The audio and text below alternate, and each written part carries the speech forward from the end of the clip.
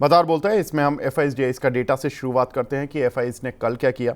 देखिए, एफ की जो सेलिंग का क्वांटम है या मोमेंटम है, वो थोड़ा सा कल इतना भयंकर नहीं था। जैसे वो 5-5 हज़ार करोड़ रुपए की सेलिंग कर रहे थे, तो वहाँ से कल सेलिंग थोड़ी सी कम आई है। ये एक अच्छी चीज़, और आज आपको मार्केट पे रिफ्लेक्ट भी हो रही होगी। लेकिन क्या ये स्पीड ऐसी ही रहेगी कि मतलब एफ आई सेल ही करते रहेंगे, बायर कब बनेंगे? तो ये थोड़ा सा इंपॉर्टेंट है। डी का लेकिन मोमेंटम ठीक है, करीब 1800 करोड़ की बाइंग करके ले गए हैं। एक बार देख लेते हैं ग्लोबल इंडिसीज का हाल, वहाँ पर किस तरह का रुझान देखने के लिए मिल रहा है। तो ग्लोबल इंडिसीज पर देखें तो डाउ तो कल नेगेटिव बंद हुआ, शंघाई आज नीचे है, हैंसेंग नीचे है, निकाई करीब 1% ऊपर है, कोस्पी करीब 0.25% नीचे है। तो ज़्यादातर कंट्रीज़ के जो इंडिसीज हैं वो नीचे ही हैं। एक बार देख लेते हैं आज के टॉप गेनर्स और लूजर्स आज के मार्केट में हैं कौन से शेयर जो कि अच्छी स्ट्रेंथ दिखा रहे हैं। तो उनमें रिजल्ट बेस ज़्यादा होते हैं। ग्रीव्स कॉटन करीब 10% ऊपर है, HEG करीब 10% ऊपर है, GVTND करीब 5% ऊपर है, ऑर्किड फार्मा 5%, नवीन फ्लोरो 4%। तो कुछ एक शेयर्स के इसमें रिजल्ट्स का भी इम्पैक्ट होता है। साथ ही अगर देखें तो टॉप लूजर्स, उनकी लिस्ट देख लेते हैं कौन से काउंटर हैं जहां पर कि आज गिरावट देखने के लिए मिल रही है। तो गिरावट देखने वालों में PGIL करीब 7%, गोकुलदास एक्सपोर्ट 6%, इस पर एक पूरा US टैरिफ का असर भी है। Power India 5.5%, Welspun living US tariff का इम्पैक्ट 5%, अपार इंडस्ट्री टैरिफ का इम्पैक्ट तो 5%। ये कुछ एक काउंटर जहां पर कि टैरिफ के डायरेक्ट इम्पैक्ट देखने के लिए मिल रहे हैं। लेकिन टैरिफ अपडेट पर सीधा चलते हैं और देख लेते हैं कि कल क्या एग्जैक्टली डोनाल्ड ट्रंप ने किया। उन्होंने भारत पर 25% टैरिफ तो लगा ही दिया। रूस से तेल खरीद और हथियार खरीद की पेनल्टी भी लगेगी। ये थोड़ा सा एक चीज़ है जो कि डोनाल्ड ट्रंप शायद इंस्ट्रूमेंट की तरह यूज़ कर रहे हैं कि अभी तो मैंने कुछ भी नहीं किया, अभी मैं और बहुत कुछ कर सकता हूँ। लेकिन डोनाल्ड ट्रंप ने दूसरा रास्ता भी दिखा दिया, बोले कि भारत के साथ बातचीत जारी है और आखिरी फैसला इस हफ्ते के अंत तक लिया जाएगा। तो ये दोनों ही तरह की रास्ते पर चल रहे हैं। डोनाल्ड ट्रंप शायद पूरी तरह से बार्गेन मोड में है। अनिल सर, ये बताएं, देखिए, डोनाल्ड ट्रंप की जो अभी तक की एक्टिविटीज रही हैं, वो ऐसा नहीं लग रहा कि वो इंडिया के कभी दोस्त भी थे। वो तो ऐसा, और वो इंडिया के ही साथ नहीं, मतलब वो हर कंट्री के साथ उन्होंने यही टूल अपनाया। वो जापान के साथ भी उन्होंने पहले टैरिफ लगाया था बार्गेन पर लाने के लिए उनको, फिर जापान ने डील कर ली जाकर 15% पर। सेम केस उन्होंने साउथ कोरिया के साथ भी किया, साउथ कोरिया के साथ डील होने जा रही है। यूरोप के साथ किया, यूरोप पर उन्होंने टैरिफ लगाया। तो ये शायद मार्केट को पहले पता है कि अगर यूरोप पर टैरिफ लग रहा है, आप जापान पर टैरिफ लगा रहे हो, और फिर वो इकोनॉमी चलकर अमेरिका के साथ जाकर डील कर लेती है। तो डोनाल्ड ट्रंप का ये नुस्खा शायद उनके लिए काम कर रहा है, वही उन्होंने इंडिया के साथ भी कर लिया। लेकिन इसमें एक चीज, जो वो पाकिस्तान को सपोर्ट कर रहे हैं, पाकिस्तान के साथ अपने रिलेशन अच्छे कर कर दिखा रहे हैं, ये थोड़ा सा ऐसा तो नहीं कि खटाई में पड़ गए हो हमारे रिलेशन? देखिए, एक बड़ी क्लियर सी बात बता दूं मैं। इस बार जो डोनाल्ड ट्रंप आए हैं बन करके, ये पहले वाले जो डोनाल्ड ट्रंप थे वो वाले नहीं। ठीक है। इसके कई एग्जाम्पल्स देखने को मिले हैं। हम लोग बहुत दूर जा रहे हैं विवेक जी। अगर आप नजदीक देखें तो उनके सबसे नजदीकी और जिसकी वजह से वो प्रेसिडेंट बने, एलन मस्क, उनकी सबसे पहली जो तकरार है वो उन्हीं से शुरू हुई। तो ये दिख रहा है साफ साफ कि कहीं ना कहीं वो कुछ वेस्टेड इंटरेस्ट के ये वो एक पपेट की तरह बिहेव कर रहे हैं। इस बार उनका इतना ज्यादा फ्रीडम नहीं है उनके एक्शन में। और ऐसा कई तबकों में माना जा रहा है कि ये जितने भी डिसीजन वो ले रहे हैं वो उनके खुद के डिसीजन नहीं है, उनको सामने रख करके कोई और डिसीजन ले रहा है। हालांकि हम इसमें डिटेल में नहीं जाएंगे कि वो कौन लोग हैं जो ये कर रहे हैं। मेरे ख्याल से सोशल मीडिया में और हम सभी लोगों को इसकी जानकारी है। लेकिन अभी बहुत से ऐसे कुछ जिसको कि इलन मस्क ने भी पब्लिक किया था कि कुछ ऐसी सॉफ्ट या वीक पॉइंट इलन मस्क की उनके पास है, कुछ लॉबी के पास, जिसकी वजह से वो उनके अकॉर्डिंगली बिहेव कर रहे हैं। और ट्रंप जो है वो अ, मतलब अब उस तरीके का बिहेव नहीं कर पा रहे हैं जो वो पहले करते थे। दूसरी चीज, कहीं ना कहीं इसी एजेंडा के तहत वहां की जो भी एक जो हम कह सकते हैं कि जो एक अलग वर्ग है अमेरिका का, जो कभी नहीं चाहता है कि भारत एक वैश्विक स्तर पर एक शीर्ष नेता के रूप में उभरे, तो वो हमेशा चाहेगा कि जो है हम इंडिया को सबड्यू करके रखें। चाइना उनके कंट्रोल में है नहीं, रशिया से उनकी बनती नहीं है। उन्होंने एक वीक स्पॉट अमेरिका पाकिस्तान को पकड़ा हुआ है। और पाकिस्तान के इस बात में पहले देखिए उन्होंने अफगानिस्तान पे अपना एक बेस रखा था, उसके बाद वहां से मूव किए, फिर वो पाकिस्तान को अब पकड़ रहे हैं। इसका कहीं ना कहीं रीजन ये है कि उनको एक इस पूरे जियोग्राफिकल लोकेशन में उनको एक मिलिट्री बेस चाहिए होता है। ठीक है, पहले वो अफगानिस्तान मिलिट्री बेस था, अब वो पाकिस्तान को as a military base establish करना चाहते हैं। मैं अमेरिका एज अ कंट्री, उनके जो मिलिट्री के जो नेता हैं उनकी बात कर रहा हूं, क्योंकि इसमें ट्रंप का बहुत डिसीजन नहीं है। ट्रंप केवल एक फेस है, डिसीजन कोई और लेगा। तो कहीं ना कहीं वो उन्हीं सब चीजों के नाते जो है ये सारे डिसीजन लिए जा रहे हैं। और ट्रंप का इंडिपेंडेंट कोई जजमेंट नहीं है, वरना ट्रंप अगर आप देखें तो ट्रंप तो इस समय मीम प्रेसिडेंट बन गए, उनको वॉकिंग मीम कहा जा रहा है। वो आज कुछ बोलते हैं, कल कुछ बोलते हैं, परसों कुछ बोलते हैं। और इतना गैर जिम्मेदार व्यक्ति, वो एक बड़े अच्छे समझदार एक बिजनेसमैन भी रह चुके हैं, और उन्होंने इतना बड़ा अंपायर खड़ा किया, तो इतनी बड़ी बेवकूफियों की वजह से तो इतना बड़ा अंपायर नहीं खड़ा कर सकते। तो साफ साफ लग रहा है कि वो he is behaving like a puppet. ठीक है, तो यही कारण है कि उस पर जो है बहुत गंभीरता से कोई ध्यान नहीं दे रहा है। और अगर आप ध्यान से देखें ना, तो डॉलर डी डॉलराइजेशन का जब से डी डॉलराइजेशन वाला कॉन्सेप्ट पूरे वर्ल्ड में चल रहा है ना, वहां से एक खलबली मची हुई है।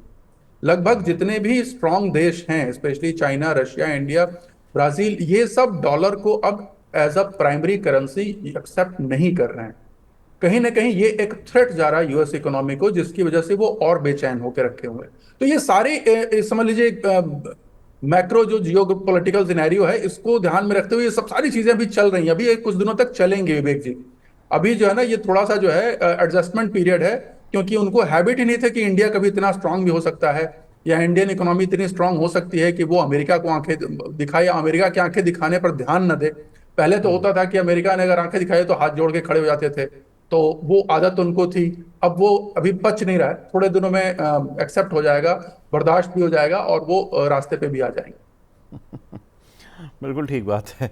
तो ये बड़ी इंटरेस्टिंग पॉइंट है, लेकिन एक बार देख लेते हैं कौन से सेक्टर्स हैं। देखिए जहाँ पर कि इम्पैक्ट वैसे तो एस्टिमेटेड था ही कि हमारी जो फार्मास्यूटिकल कंपनीज हैं, एक्सपोजर देख लेते हैं। देखिए अगर आगे प्रॉब्लम बढ़ती है तो एक बार आपको आपके पोर्टफोलियो में कंपनियां हो तो थोड़ा ध्यान रखना है कि कौन सी कंपनियां आपके पोर्टफोलियो में, तो सतर्क हो जाना है। वो कंपनियों के नाम आप देख लीजिए। टेक्सटाइल सेक्टर में देखिए हिम्मत सिंह का सीड है, इनका 83% रेवेन्यू यूएस से आता है।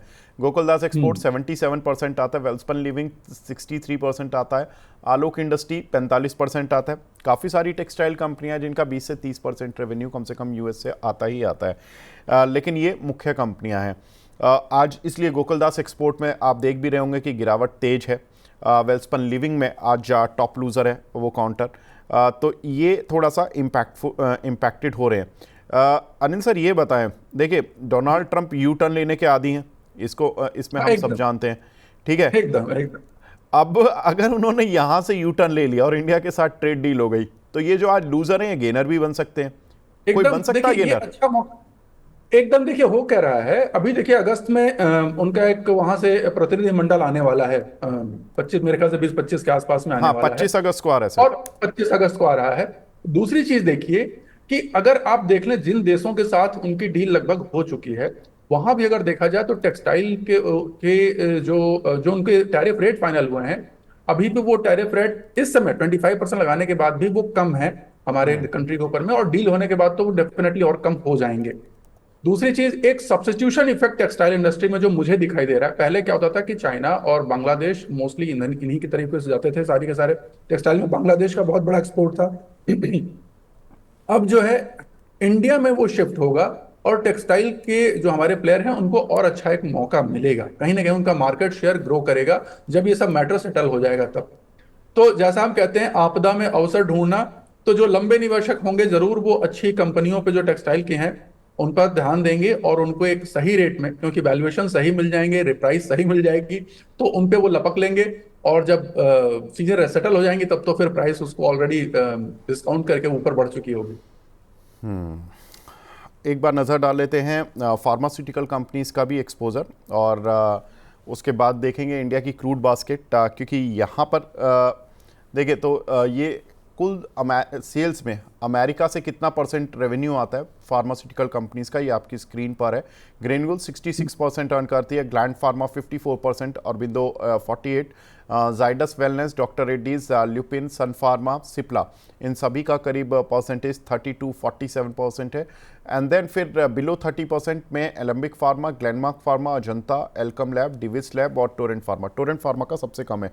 सर टोरेंट फार्मा पे मैं बात करना चाहूँगा क्योंकि इसके रिजल्ट्स भी काफ़ी अच्छे आए थे और काउंटर में मूव भी आया था, इस पर आपकी राय?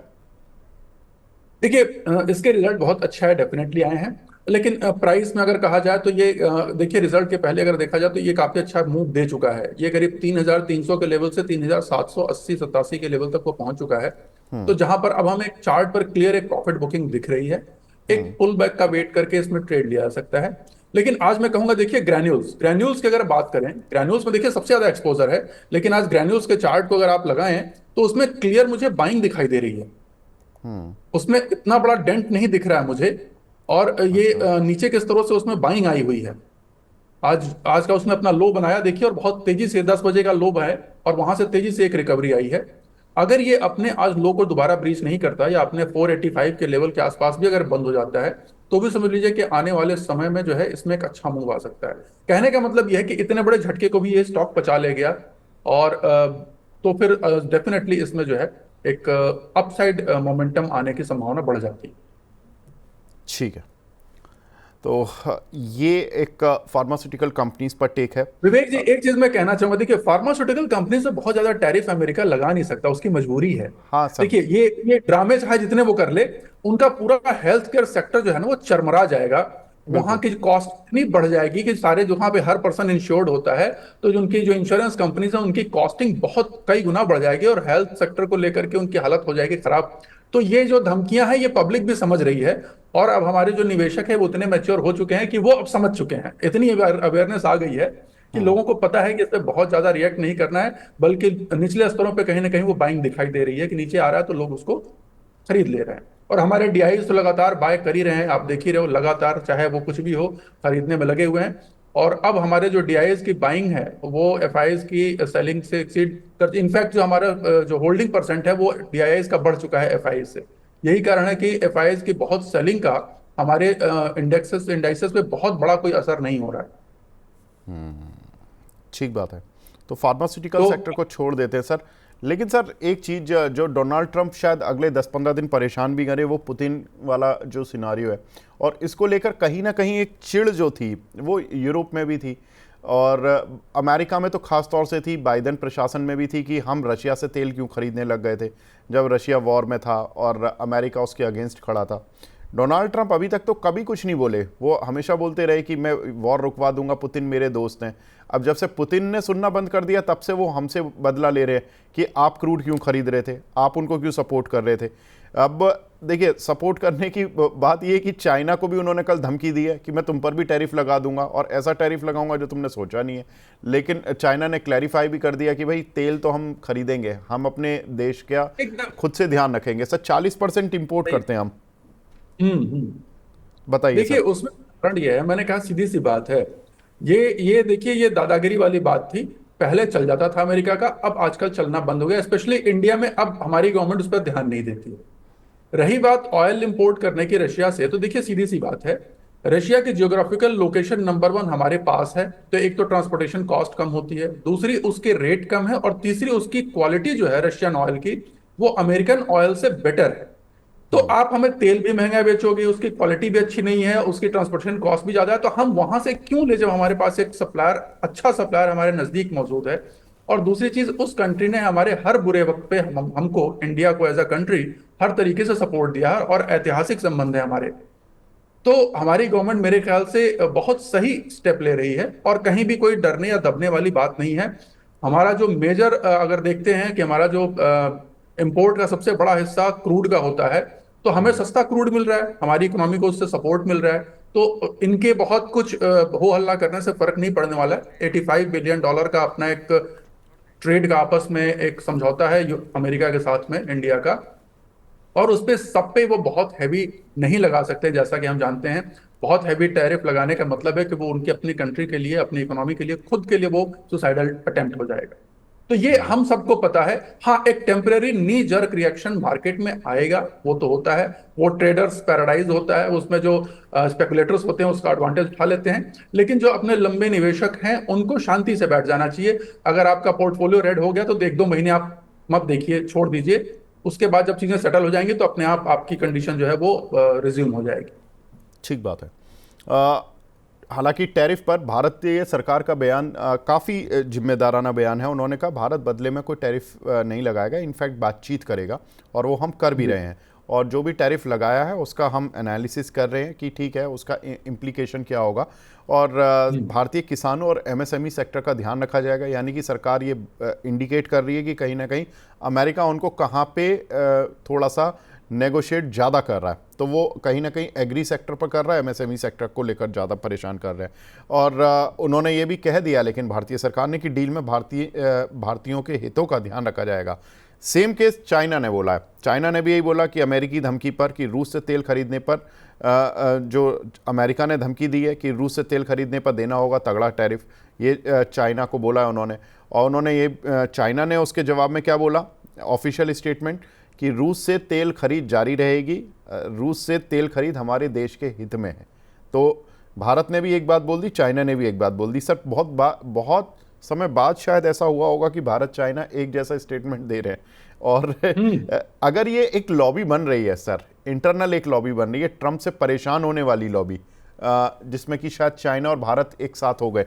और एक बार चाइना ने कहा भी था भारत से कि आप हमारे साथ आ जाओ, इनडायरेक्टली बोला था जब डोनाल्ड ट्रंप आए थे। तो शायद ये टैरिफ की जो वो धमकियां जो जिस समय वो दे रहे थे, तो उससे अगर भारत उस समय साथ हो जाता एक बार के लिए इस फ्रंट पे, तो शायद अमेरिका बैकफुट पर होता। और अमेरिका को, क्योंकि बिना चाइना और इंडिया के वो अपनी इकोनॉमी नहीं चला सकते, चाहे वो किसी से, जापान से कर लें, कोरिया से कर लें, यूरोप से कर लें, इतने महंगे आइटम वो खरीद ही नहीं सकते। वरना तो उनका इन्फ्लेशन आप जैसा बता रहे हैं कि 10-10% मंथली वाला हो जाएगा, 10-15%। बहुत क्या, ज्यादा, बहुत ज्यादा। तो सर अब क्या विवेक, करें? हाँ, विवेक जी, यहाँ पर देखिए, ये केवल चाइना के साथ नहीं है। अगर ध्यान से देखें तो जो उनका जो भय है, उनको जो डर है, वो इस वजह से आ रहा है। हमारी जो ये एक जो लॉबी आप कर रहे हैं, ये ब्रिक्स लॉबी है, जिसमें ब्राजील है, रशिया है, इंडिया है, चाइना है, ठीक है, और साउथ अफ्रीका है। बाकी इसमें छोटे मोटे देश और भी जुड़ रहे हैं, लेकिन मेन जो हमारे पार्टनर है वो ये है। अब रशिया, इंडिया, चाइना, ये तीनों एक तरीके से बिहेव कर रहे हैं। अब ब्राजील भी अमेरिका की बहुत नहीं सुनता है, इसलिए देखिए ब्राजील के ऊपर भी टैक्स उन्होंने बहुत बड़ा लगाया हुआ है। अब मुद्दे की बात ये आ रही है कि इनको ये दिख रहा है कि ये जो है, बीच में उन्होंने धमकी भी दी थी, जैसा कि सोशल मीडिया पे आया भी था, कि अगर आप लोग हमारे डॉलर को वीक करने के लिए कोई भी एक्शन लेंगे तो फिर हम जो है उस पर आपको स्ट्रिक्ट एक्शन लेंगे। और इनका सबसे बड़ा डर था कि कहीं ऐसा ना हो कि ब्रिक्स कंट्रीज आपस में मिलकर के एक नई करेंसी शुरू कर दें, ब्रिक्स करेंसी, जिससे कि डॉलर की पूरी जो है वो जो दादागिरी है इंटरनेशनल ट्रेड में, वो पूरी की पूरी खत्म हो जाएगी। तो इन सब चीजों की वजह से ये पूरे अमेरिका के जो वेस्टेड ग्रुप हैं, जो ऑलरेडी वहां की लॉबी कह लीजिए, वो लॉबी को ये कतई बर्दाश्त नहीं होगा कि हम अपनी जो सॉलिड ग्राउंड है उसको खोएं। और उसी का असर हम देख रहे हैं यहाँ पे। उसका बहुत तरीके का असर होगा। हमारी इकोनॉमी को हिलाने की कोशिश की जाएगी, हमारे पॉलिटिकल जो सेटअप है उसको डिस्टर्ब करने की कोशिश की जाएगी। अभी बहुत कुछ होना है हमारे देश में, तो इसलिए आने वाले 2-3 महीने मैं जो देख रहा हूँ वो हर तरीके से थोड़े डिस्टर्बेंस वाले रहेंगे। सितंबर के बाद से मुझे लग रहा है कि चीजें जो है वो स्ट्रीमलाइन हो जाएंगी। तो ये 1-2 महीने थोड़े से जो है मार्केट के लिए भी डिस्टर्बेंस रहेंगे, और जियो पोलिटिकल सिनेरियो भी थोड़ा सा उठापटक वाला ही रहेगा। बिल्कुल ठीक है। इस बीच हमारे साथ दूसरे खास मेहमान भी जुड़ चुके हैं। हमारे साथ मानस सर जुड़ चुके हैं, मानस अरे jaiswal.com वाह। से। मानस सर, गुड मॉर्निंग। मानस सर, आपको मेरी आवाज़ मिल रही है सर? जी जी, आपकी आवाज मिल रही है। अब देखिए Manas ji Manas good sir. Morning. Manas ji good morning. Good morning Anil ji. जी। मानस सर, डेज हाई पर आ गए हैं अब मार्केट में हम। क्या बता रहे हैं आप अपने क्लाइंट्स को? नीचे खरीदवाया था या आज बोला कि आज छुट्टी मनाओ, बारिश का दिन है? तो देखिए, इतनी वोलेटिलिटी में वैसे भी रिटेल जो ट्रेडर होते हैं वो ना ही उतरे मार्केट में तो अच्छा रहता है। लेकिन अगर हम ट्रेंड की बात करें तो ये जरूर मेंशन किया गया था कि अगर 2 दिन पहले का लो जो कि 24,600 या 585 के आसपास है, अगर वो लेवल्स ब्रेक हो जाएंगे तो गिरावट बढ़ेगी और उस केस में आपको 24,200 तक के भाव देखने को मिलेंगे।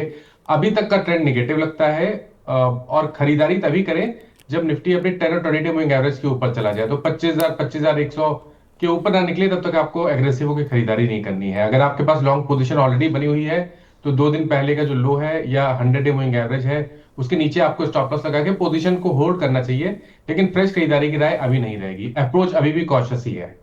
ठीक है। हालांकि अब निफ्टी 100 पॉइंट के भी नीचे रह गया, मतलब जो गिरावट वाला पॉइंट है 87 पॉइंट अब निफ्टी डाउन है, और निफ्टी आईटी केवल 287 पॉइंट, और Nifty bank almost 300 point down है, और सेंसेक्स तो अब केवल 285 पॉइंट नीचे रह गया। तो ये देखिए, ये शक्ति है इंडियन मार्केट की और डीआईएस की, या वॉट। आज अगर एक्सपायरी का दिन है तो शायद एफ&ओ कवरिंग भी हो सकती है। अनिल सर, एक चीज़ और, कल फेड की पॉलिसी तो वैसे हमारे लिए तो कोई मतलब असरदार रही नहीं, क्योंकि हम फेड की पॉलिसी जनरली देखते हैं और उसका कुछ सोचते हैं, लेकिन फेड की पॉलिसी में दर्शकों को बता देता हूं, ब्याज दरों में कोई बदलाव नहीं किया। 2 बार कटौती अभी भी करने की उम्मीद लगा रहा है फेड, जो उनके प्लॉट डॉट्स होते हैं उसके अनुसार। महंगाई दर अनुमान उन्होंने बढ़ा दिया, 2.8% से बढ़ाकर 3.1% कर दिया। जीडीपी एस्टीमेट घटा दिए। अनिल सर, ऐसे में जीडीपी घट रही है, इन्फ्लेशन बढ़ रहा है, ऐसे में क्या ही इंटरेस्ट रेट कट करेंगे? और जब आपको पता है कि टैरिफ लगा के 15-20% जो भी टैरिफ आपने एक बेसलाइन टैरिफ भी लगाया, तो महंगाई तो आप बढ़ा ही रहे हो अपने देश में, तो ऐसे में इंटरेस्ट रेट कट होंगे? देखिए, इंटरेस्ट रेट वहां खुद ही देखिए अभी चल रहा है। पॉवेल जी ने साफ साफ कह दिया है कि इंटरेस्ट कट जो हम नहीं करेंगे।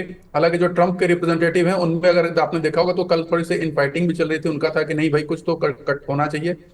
लेकिन ट्रंप साहब ने साफ साफ कह दिया, अरे ये पॉल जी ने साफ साफ कह दिया कि नहीं, हम जो है वो कटौती करेंगे भी नहीं और आगे भी इसके बारे में सोचेंगे भी नहीं। तो कहीं ना कहीं सीधा सा उनका ये है कि नहीं, अभी कट करने की गुंजाइश नहीं है। और सही भी है, इन्फ्लेशन अभी जिस तरीके से रेट बढ़ रहे हैं उसमें कट करना जो है बहुत बुद्धिमानी नहीं है। और ये जिस तरीके से अगर ये ट्रंप जो टैरिफ वगैरह के इश्यूज खड़े करना है, तो अगर थोड़ा भी उन्होंने कुछ गलत डिसीजन लिया तो फिर वहां इन्फ्लेशन बहुत तेजी से शूट अप करेगा।